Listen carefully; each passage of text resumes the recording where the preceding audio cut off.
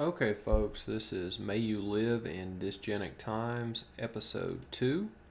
We're going to be looking at Karl Pearson's Groundwork of Eugenics. This book is from 1909, and floating above me you can see a picture of Karl Pearson himself, which is probably one of the few good pictures on the internet of the guy. Alright, so let's see if we can get this going. Prefatory note. This paper gives the substance of 2 lectures delivered at an introduction to a course on the science of national eugenics at the Galton Laboratory, February 23rd and March 2nd, 1909. It is published because the staff of the laboratory has found the need of some introduction to the science of eugenics, which shall place the results of their investigations in a simple form before the layman. The aim of this present series of publications is to state the conclusions drawn from the laborious statistical investigations and their bearing on national welfare in non-technical language suited to the general reader. The Groundwork of Eugenics. Does a real biological science of the evolution of human societies exist? This is the problem foremost in the minds of many thinkers today, and likely in the near future to force itself irresistibly on the attention not only of statesmen, but of all who have the national welfare at heart. Can we place ourselves outside the community of which we form a part and study the effects upon it of environment, of occupation, of nourishment, and of breeding in the same judicial manner as the owner of a herd of shorthorns approaches the like problems? The question cannot be answered with a light yes or no, according to the taste or sentiment of the respondent. We are not in the position of the owner, but we are members of the herd ourselves, with all the feelings of our class, the prejudices of our education or want of education, the strong emotions of our sex, and the complex passions of our race and stock. We cannot make direct experiments on our fellow men and study training and nurture and parentage as it is possible for the owner of a thoroughbred stud to do. Yet, if these admitted differences forced us to answer no to our question, they would equally compel us to deny the possibility of a real study of medicine. The clinical ward, the post-mortem room, the pathological laboratory, the asylum, and the sanatorium, nay, the bared soul as well as the bared body of many a private patient, compel the higher type of medical man, whoever is student as well as advisor, to repress sternly the personal and place himself outside the herd for the furtherance of his science and the effectiveness of his craft. To him also social conditions render direct experiment largely impracticable. He can only seek for and may possibly discover a group of his fellows who are making the required experiment on their own initiative. But such is the great variety of human conduct and taste, such the extent of human blindness and folly, that it is possible with time and energy to discover and observe groups of individuals making the most of the experiments, that the student of medicine or eugenics might wish to institute had he the aloofness of a superman controlling a herd of men. Man himself makes the experiments which are directly impossible for the eugenist. This stock marries kin for 6 generations. Those parents surfeit themselves with alcohol. There the tuberculous taint meets insanity. Here the man of genius marries into his class. There he takes a woman of the people.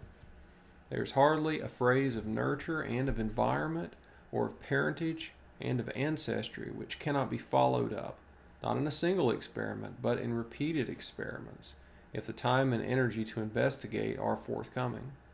The science of eugenics does not propose to experiment on man. It endeavors to lay before us the results of man's experiments on himself. And this is in such numerous cases that the evidence must carry with it conviction. Our object is to form an analytical record of man's experiments on himself, to draw from the history of his successes and failures the biological laws which govern his social development, and upon the basis of the knowledge thus gained, to predict what lines of conduct foster, what lines check national welfare. Conduct may be enforced by a social or by a legal sanction.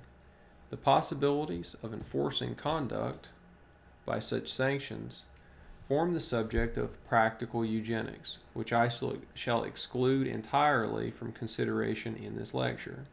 It can only be properly discussed after we have measured the present state of our knowledge and are able to estimate its relation to our existing social organization. Before discussing practical eugenics, we must know the relative weight of nature and nurture, of heredity and race, of environment and training. These are wide subjects on which at present, even if we confine our attention to man, we have only partial knowledge.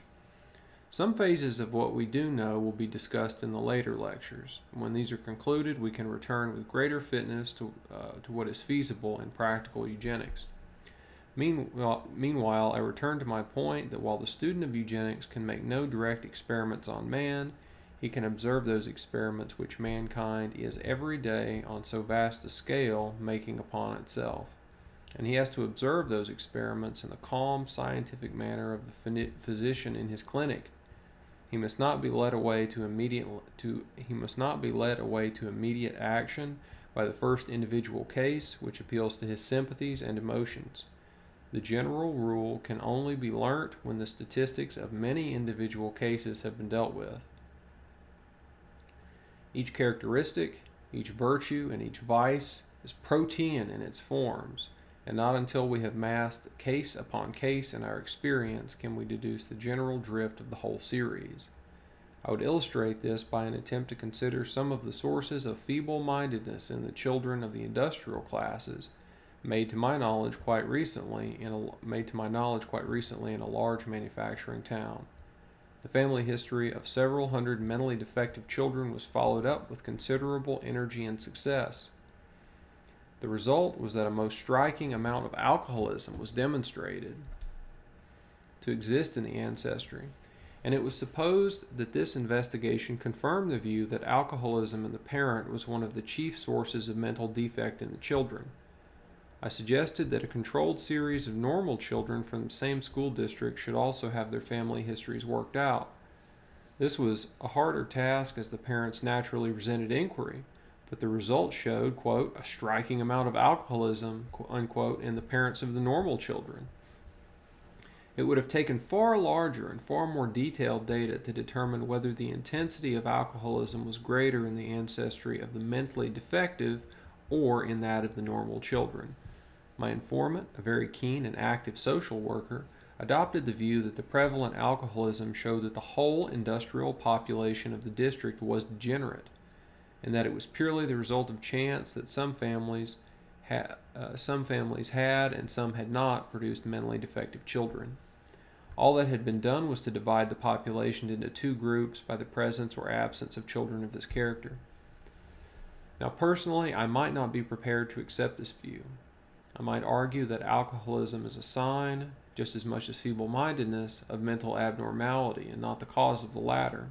But the important point I want to emphasize at present is that we are not compelled, because we find alcoholic parents to the feeble-minded, to assume that alcohol is the source of feeble-mindedness. It is a very complex statistical problem to determine whether alcoholism is more or less prevalent in the parents of one or other class of children. And it has been determined as more prevalent, and had it been determined as more prevalent, it would not follow that alcoholism was the source of the feeble-mindedness. Both may be different manifestations of the same ancestral weakness. You will find this a useful point to bear in mind when you note how alcoholism occurs in association with insane, feeble-minded, deaf-mute, criminal, and generally defective stocks.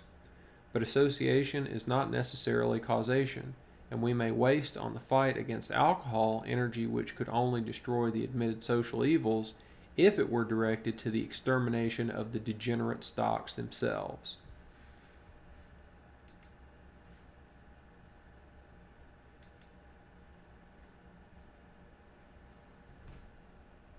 Checking the chat here.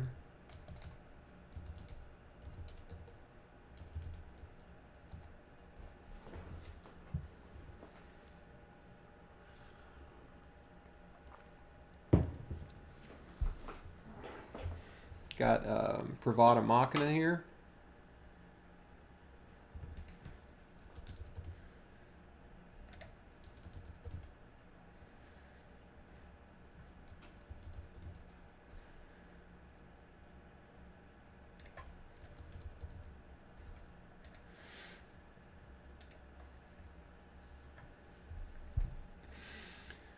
Okay, where was I here? I have dwelt somewhat at length on this problem of feeble-mindedness in children and alcoholism in ancestry because it is not only a typical case, but a nationally important case. It is such an easy stage to pass from the inspection of a few individual instances to a state of intense social feeling, to a demand for the use of the axe in the beer saloon, that we want, above all, some calm scientific investigation of human society and its biological growth, removed from the cries of the marketplace and the appeals of political parties. It is on this ground that the study of human society must, I claim, be admitted to an adequate place in the curriculum of our universities. It is not so many years ago since the professor of animal biology and the biological laboratory were unknown to the academic world. Think what that absence meant for the knowledge of living forms, nay, for the general culture of mankind, for it marks a date before Charles Darwin had revolutionized our outlook on life. Are we to assert that this great biological movement, which has won its way to equal rights in the academic fraternity, is to stop short when it approaches the subject of a man as a gregarious animal? Is there no science of those vital factors which may improve or impair, physically or mentally, the racial qualities of future generations?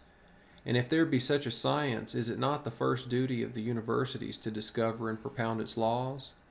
Now, the genuine man of science will never admit that any portion of nature, that any group of mental or physical phenomena is anomic or without definite and discoverable sequences. We do not despair of meteorology because the method or the man will make it a fairly precise science is yet in the seeking.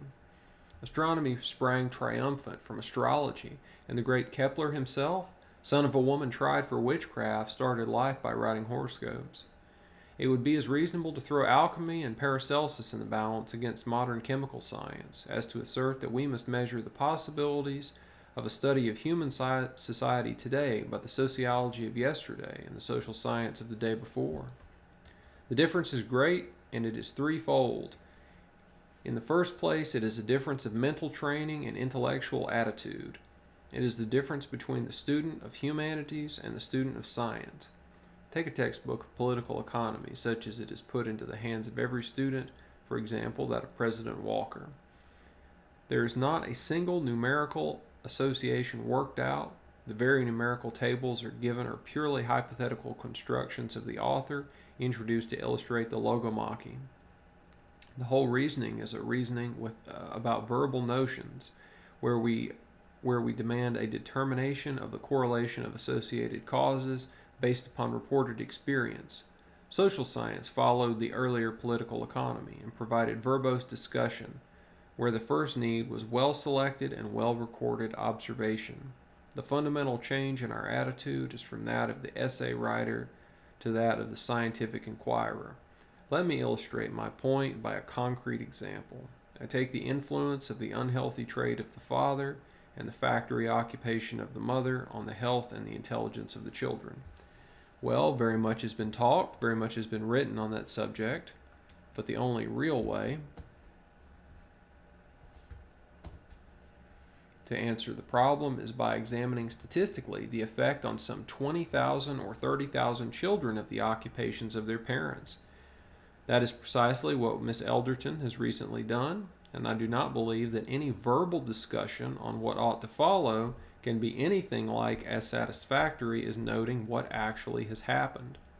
The next point is that even when a few generations ago statistics were collected and exhibited, there was no effective method of deducing the kernel from them. Our power of interpreting statistics, of measuring the exact degree of the relationship between associated phenomena, has increased enormously during the last few decades. We have really to deal with the discovery of a new calculus, which means not only for social problems, but in many other fields. a very potent instrument for analyzing numerical records. The association of phenomena, the interrelationship of quality and environment, the dependence of characters on nurture and on nature can now be measured with an ease and accuracy which were practically unknown 20 years ago. When we come to deal with man in the mass, to estimate the characters of each group of the social body, to weigh the amounts of virtue and of vice, of health and disease, of intelligence and mental defect, it is not of the individual but of the assemblage or array with certain qualities that we have to treat. The array may consist of several hundreds or thousands, and it is common or recognition marks. This array may consist of several hundreds or thousands, and its common or recognition marks, be they social or antisocial, its fertility, its dominance or decay must form the subject of our study. If you consider that point for a moment, namely that we propose to study the differentiated groups of mankind within the same social body, to ascertain which of these differentiated groups is, owing to its characteristics, the most effective for this or that purpose, to determine not only its rate of increase, but the extent to which its qualities are transmitted to its offspring and modified by environment, then you will perceive that what we are concerned with in the main is the actuarial treatment of large numbers. You will understand why great statistical advances had to be made before it became possible in an effective and not merely paraphrastic manner to study those agencies which may improve or impair the racial qualities of future generations, in a word, to study eugenics. We may have to collect our data from individual cases, but our results apply to the differentiated group as a whole. In this sense, the science of eugenics is not personal. Practical eugenics may touch personal conduct, but the generalizations of the science apply, as I have endeavored to indicate, to groups of many individuals, differentiated by this or that series of characters, and subject to this or that nurture or environment. The transition from declamatory assertion to statistical proof is the characteristic feature of eugenics, and I need to insist on it here. It is not many weeks ago since the folly of the eugenics laboratory was held up to the students of this college, because it was asserted to lay much stress on nature and little on nurture, to emphasize heredity and neglect environment. I have heard elementary teachers assert that we were depriving them of their raison d'etre, which they told us was the conversion of bad material into good by a fitting environment, by a judicious course of training and nurture. Far be it from me to underrate without study the effects of environment. I hold no brief against environment.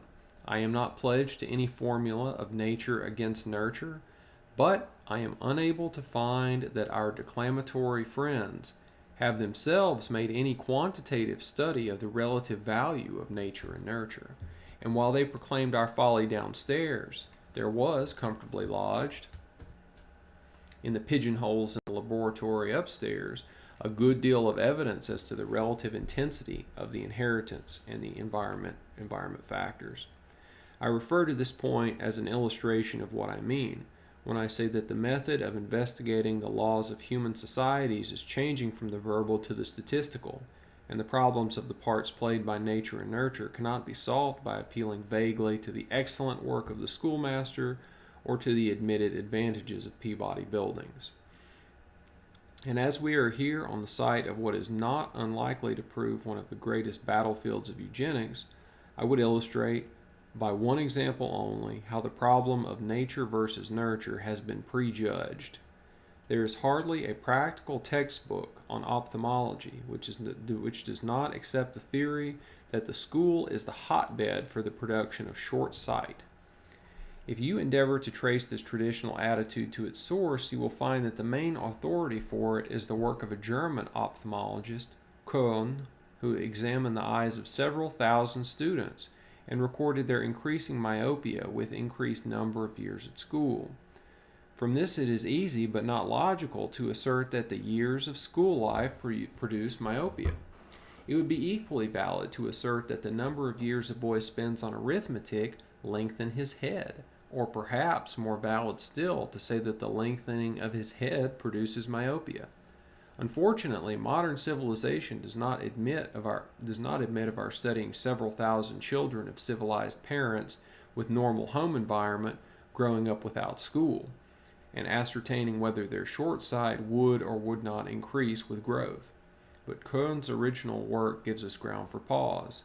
He has not only published a table during the years at school, but also a table of the years of age in conjunction with short sight, and thence flow by modern statistical methods two definite facts: that myopia is more closely connected with years of life than with the number of years at school, and that allowing for the high correlation between years of life and years at school, then for a constant age there is sensibly no relation between the intensity of short-sightedness and the length of school life.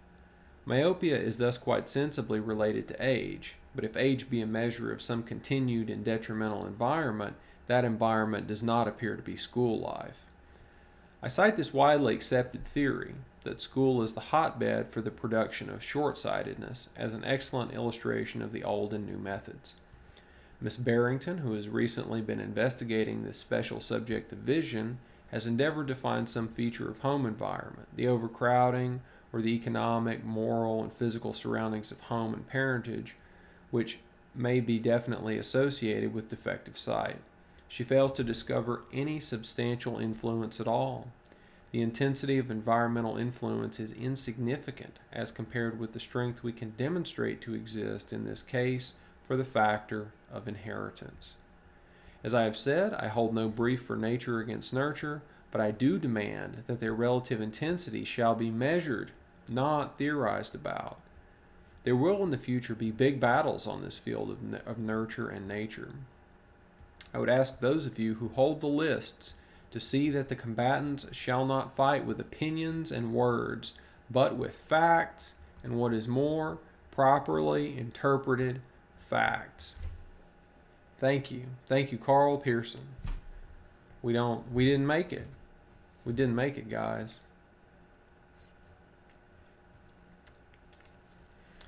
Let us pass from the spirit and method of eugenics to the third cause for which has made it possible for a real study of the laws of human society to be evolved now. That cause is the great progress in the knowledge of heredity which has been made by biology in recent years.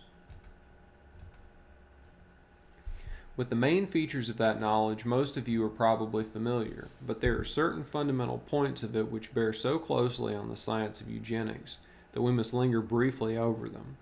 Foremost among these is the far-reaching distinction between the somatic and germ cells of an individual. By aid of the latter, and the latter only, can, at least in the higher forms of life, a new individual start, and directly from the germ cells of the parent arise in the first place the germ cells of the new life. This hypothesis of the continuity of the germ plasma has been fundamental as a biological conception since it was propounded by Weismann, and its importance bearing on eugenics is manifest.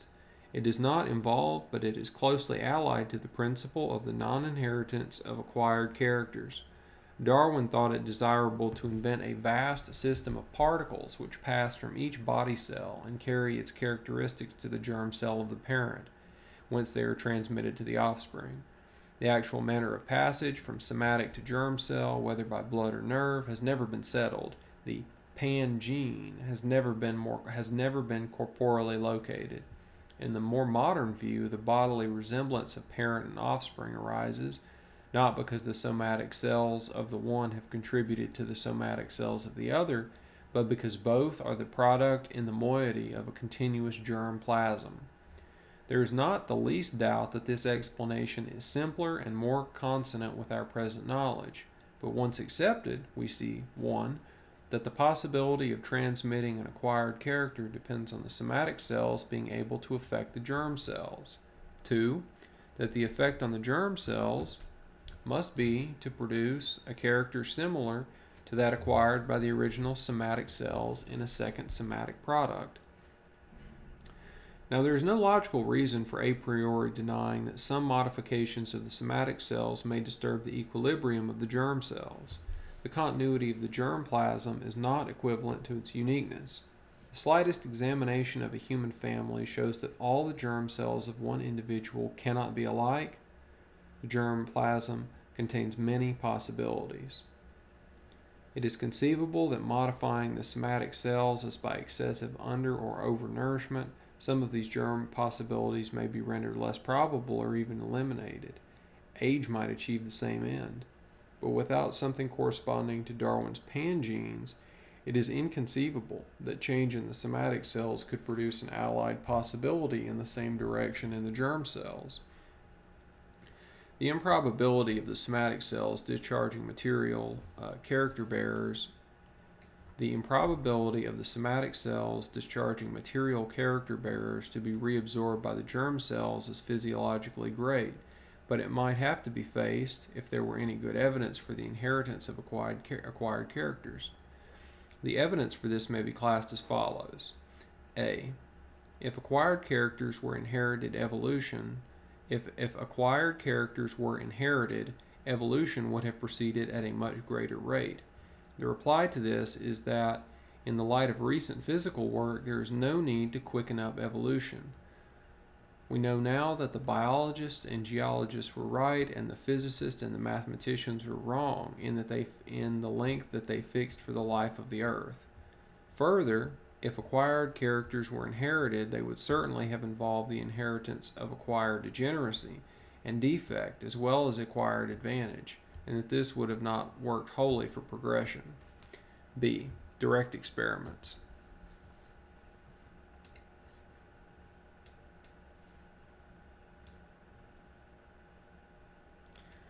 One. The most famous are those of brown sequard, who is usually asserted to have produced epilepsy artificially in guinea pigs and found it inherited in the offspring. I believe this is a Lamarckism, right? The actual experiments are by no means of this decisive character. The injured animals had among their young 19 who suffered from some defect of their nervous system, and merely 2 of those 19 had a disease which might be termed epilepsy. Westphal undertook 12 years later a similar set of experiments and found one case in which the 2 offspring of an epileptic pair were epileptic. Obersteiner in 1875 found in 32 young 2 cases in which he believed the artificial epilepsy of the parents to be found again in the offspring. In the 15 following years, he failed to repeat the experiment because he could not artificially create the epilepsy, which suggests that the first material may have belonged to an epileptic stock. Sommer, in trying to repeat such experiments, came only to negative results. It will be seen that the brown sequard experiments are wholly inconclusive and must remain so. 2. A second section of experimental work is that on acquired immunity. Very small doses of poison, gradually administered, produce an immunity against large doses. It has been found that this immunity is transmitted to the offspring, and that the offspring are, for a limited time, immune to the poison. Important experiments of Ehrlich have been claimed as evidence of the inheritance of acquired characters. But there is a striking exception to the rule. Immunity of the father produces no effect on the offspring. It is only the immunity of the mother which influences the offspring. The view is that the immunity is produced by, quote, antibodies, unquote, in the serum of the blood. It depends on other results as to immunity, but it suffices to explain, without any inheritance of acquired characters, how the mother transmits to unborn offspring immunity, as she is well known to be able to transmit disease. A direct experiment on a large scale is that of vaccination, which, continued for many generations, has not produced permanent immunity from smallpox in the race. Precisely the same result occurs with diphtheria immunity. Wernicke has shown that an immune mother, but not an immune father, will produce immune children. The immunity thus acquired may last as long as 3 months, but it disappears with the grandchildren. It would be as reasonable to speak of these cases as the inheritance of acquired characters, but as it would be to speak of a newly vaccinated baby inheriting from the calf an immunity from smallpox. 3. Actual experiments have been made on mutilation inheritance. In 1887, Zacharias, at the gathering of German naturalists, appeared with 2 tailless kittens, the offspring of a mother who had been curtailed. But the pedigree of father and mother for many generations would have to be carefully scanned in order that we might be clear as to ancestry, and cats are not infrequently born tailless without a tailless family history. Weismann, in 22 successive generations of curtailed mice, had 1,592 tailed offspring and none born in any degree tailless. And Boss and von Rosenthal have confirmed on both rats and mice these experiments. That unhealthy life, alcohol, excess of any kind may cause weakened somatic cells to react on the germ cells and affect the physique of the offspring. May be accepted, but this does not involve the inheritance of acquired characters. Indeed, the whole of the proofs recently given that drunkenness is found in the parents of idiots, epileptics, the insane. Got a plate here.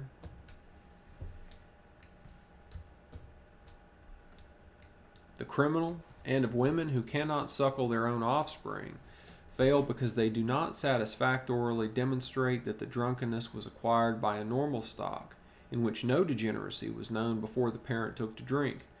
If we start not from the offspring of the alcoholic, but from the alcoholic themselves and work backwards, we find in the majority of cases that they come of alcoholic, epileptic, or degenerate stocks.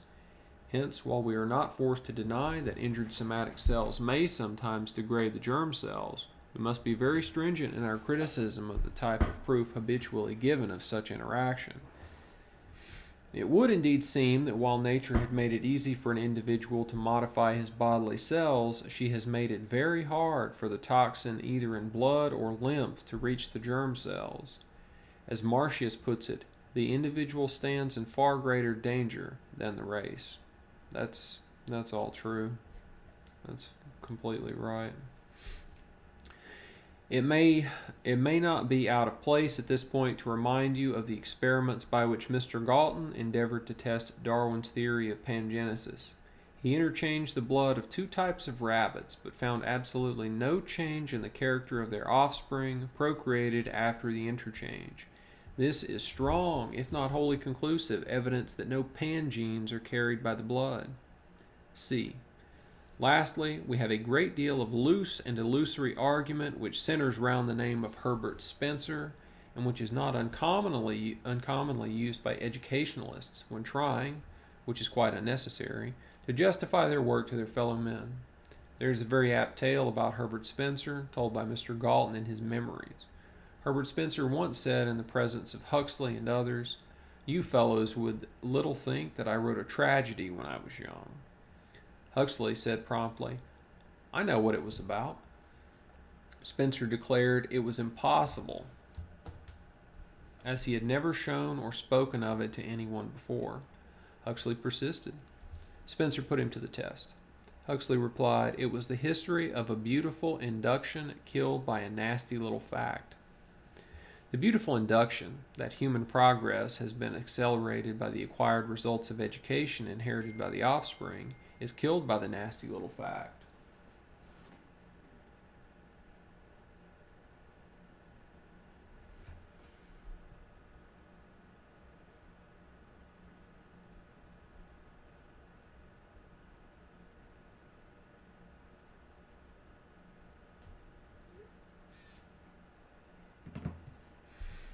The beautiful induction that human progress has been accelerated by the acquired results of education inherited by the offspring is killed by the nasty little fact that no conclusive experiment on mammals, which showed definite action of somatic cells upon germ cells in an attuned direction, has ever been made.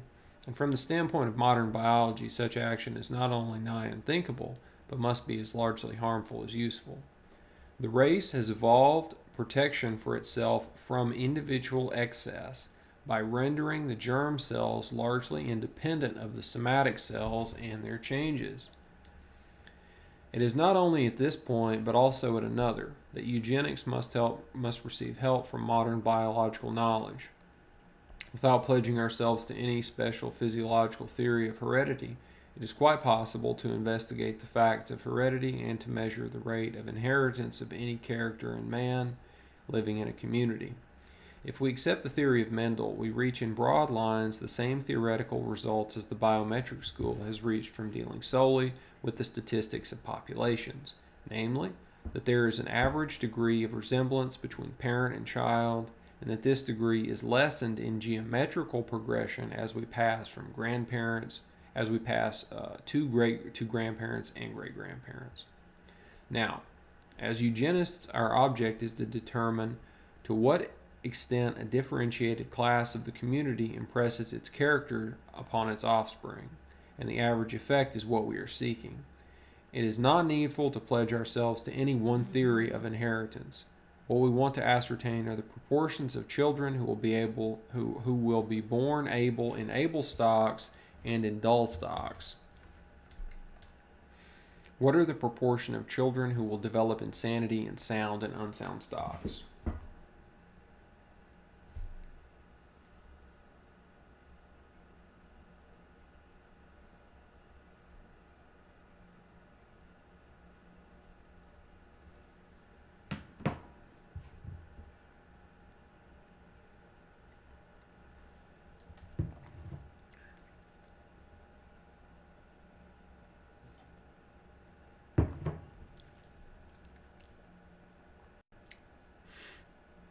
Got Gabe in here.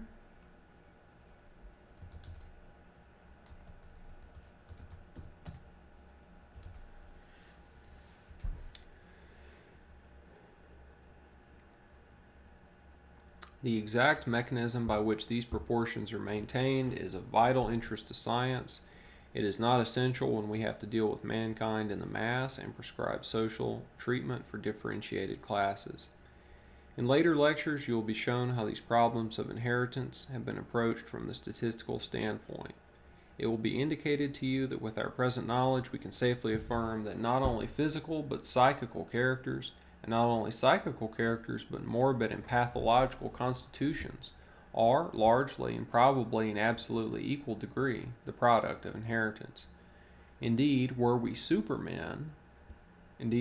Superman, we could breed a race of abnormally shy men, as we could breed a race of abnormally tall men, and we could breed a race in which 6 fingers were the rule, or one in which nearly every member was a deaf mute.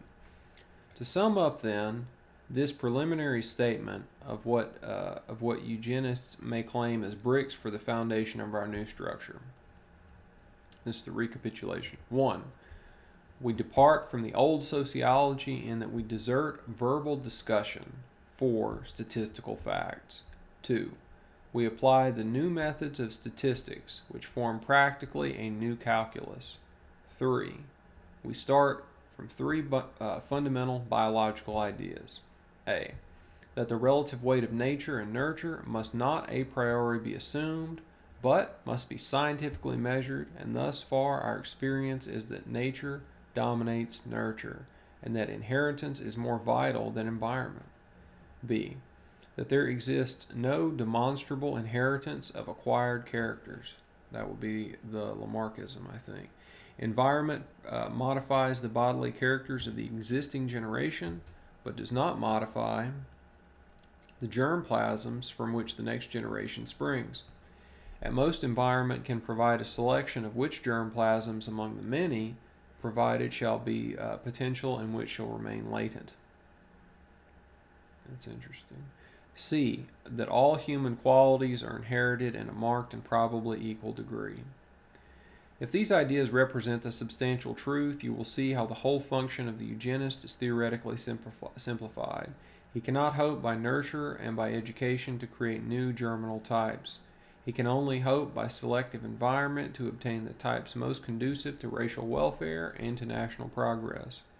If we see this point clearly and grasp it to the full, what a flood of light it sheds on half the schemes for the amelioration of the people and half the projects of unthinking charity. The widely prevalent notion that the bettered environment and improved education mean a progressive evolution of humanity is found to be without any satisfactory scientific basis. Improved conditions of life mean better health for the existing population, Greater educational facilities mean greater capacity for finding and using existing ability. They do not connote that the next generation will either be physically or mentally better than its parents. Selection of parentage is the sole effective progress known to science by which a race can continuously progress. The rise and fall of nations are in truth summed up in the maintenance or cessation of that process of selection. Where the battle is to the capable and the thrifty, where the dull and idle have no chance to propagate their kind, there the nation will progress. Even if the land be sterile, the environment unfriendly, and the educational facilities small. Give educational facilities to all. Limit the hours of labor to 8 a day, providing leisure to watch 2 football matches a week. Give a minimum wage with free medical advice, and yet you will find that the unemployables, the degenerates, and the physical and mental weaklings increase rather than decrease.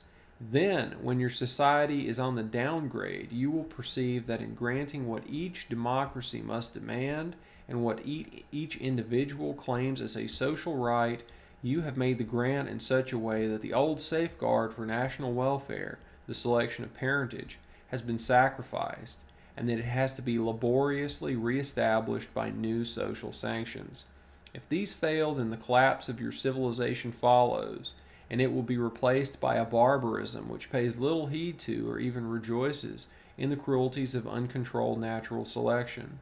Loaves and the circus, wages for the unemployable, and the public football match to kill time, are as much signs now as of old that selection is being suspended, and that suspension undoubtedly means that the rapid multiplication of the unfit at the expense of the fit. The man in the street looks upon society and the nation as a very stable structure, which continues from generation to generation to exhibit the like social habits and the like marked racial features. But is this really a correct view? I must confess that when I approach any class of the nation and statistically study it through 2 generations, I fail to find this supposed stability. Mentally and physically, each stratum of the community appears to ever be in flux. Nor, I think, are the reasons for this change far to seek. They will be found in the 2 demonstrable facts. 1, that a selective death rate is always at work in human societies. And 2, that the rate of reproduction of the various sections of any community is widely different. Man is a slow-thinking animal. He takes a long time to grasp a new idea and a still longer time to let it take its place in the atmosphere of associations, which is the medium through which he views his own relations in the universe, and discriminates the social and the antisocial in conduct. It is now 50 years since The Origin of Species was published. We can now determine, and we have determined, that the measure of the selective death rate in man. Death is not a random archer, as he was thought to be of old. In from 50 to 75% of cases, the bolt of death is not random, but seeks the weak joint in the armor, the constitutional defect, the predisposition, which we know in many cases to be an inheritance. To the individual and his immediate friends, death and the crippling of activity by sickness and disease appear as the harshest contrasts of natural law and human hope and sympathy. So great is and must be the personal feeling in this matter, that in 50 years we have scarcely risen to the conception that death in its chief form, the selective death rate, is the principal factor which maintains and elevates racial fitness. That the great function of eliminating the weeds is maintained in the garden of human life by the hand of death. Individually, we shall never perhaps be able to realize in this wastage of life the hand of a beneficent gardener. But for those who would endeavor to study human life from the outside and judge what tends to improve or to impair its efficiency, the selective death rate must remain a great and racially beneficent factor. There are 2 lines which often ring in my ears, and which presumptuously I would have had the poet express somewhat otherwise. No, so careful of the type she seems, so careless of the single life. The welfare of the type is not the outcome of the welfare of the type is the outcome not of the careless, but of the heedful destruction of the single life.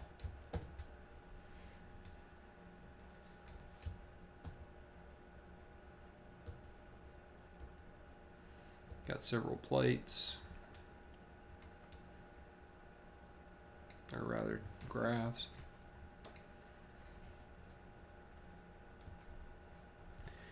It is not the repression of human emotions, but the examination of life from a different, I will not venture to say higher aspect, which leads some of us today to question I'm messing up. Okay. We've been going for 45 minutes, so I'm going to cut this off. We're about 1/3 of the way through this book, The Groundwork of Eugenics by Karl Pearson from 1909. We'll probably do this in 2 more sections. The book's about 60 pages in total length, so this will be about 1/3 of it, and then we'll do 2 more sections probably tomorrow and the next day. Thanks to you guys for showing up and watching live. If you see this later, I appreciate you for your time as well. Thank y'all.